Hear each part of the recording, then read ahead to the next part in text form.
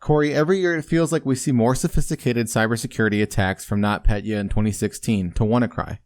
Although these attacks are extreme circumstances, how can managed service providers prepare for cyber attacks before they happen?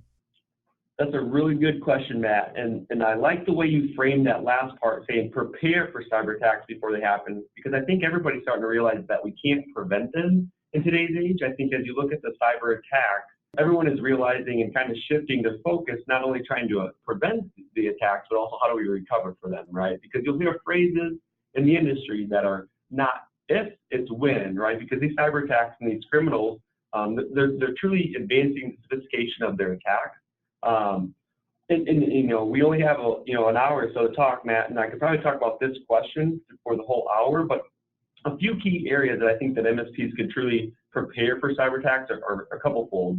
The first one being that making sure that they have the internal systems and procedures to respond to such of those incidents.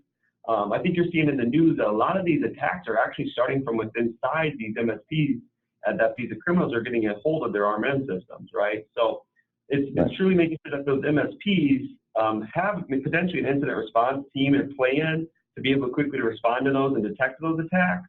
But it's also making sure that they have the necessary policies and procedures in their internal systems. I think the basics as well, how to follow best practices such as just the patching, the firmwares, the limited access. I think a lot of us in this industry can be our worst enemies because we kind of fall behind that preventative maintenance when the daily noise of our customers consume us.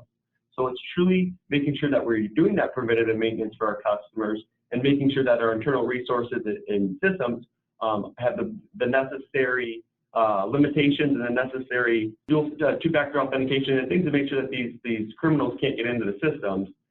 And then the last one, which is not necessarily to the systems and the policies and procedures, but it's just truly taking the time to educate and understand our customers around the risk and how each end user can be your biggest asset or your biggest weakness.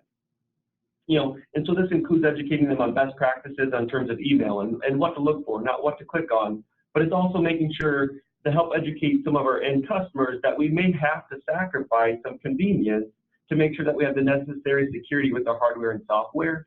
And that can be a very difficult conversation because that is something that they have to sacrifice from a productivity or for an efficiency, but to make sure that we're maximizing the best security framework and the fabric to the best prevent, it's not a fail-safe, but to be able to help prevent some of these attacks and help with that risk mitigation. So Matt, I think there's a lot that goes into that, and I think that's just kind of the 3 or 4 areas that I would really try to help MSPs focus on, is just making sure that we're looking internally, but also just continue to educate those end customers. Corey, I know you mentioned that was a great question, but that was definitely a great answer on your part. It was really comprehensive, so I appreciate that. And as you know, some cybersecurity attacks lead to massive breaches. It seems like yesterday we were hearing about the hundreds of millions of records being exposed from Equifax last year. Now we are faced with a breach 5 times the size of that with Marriott. What would you say is the biggest cybersecurity concern for today's average MSP?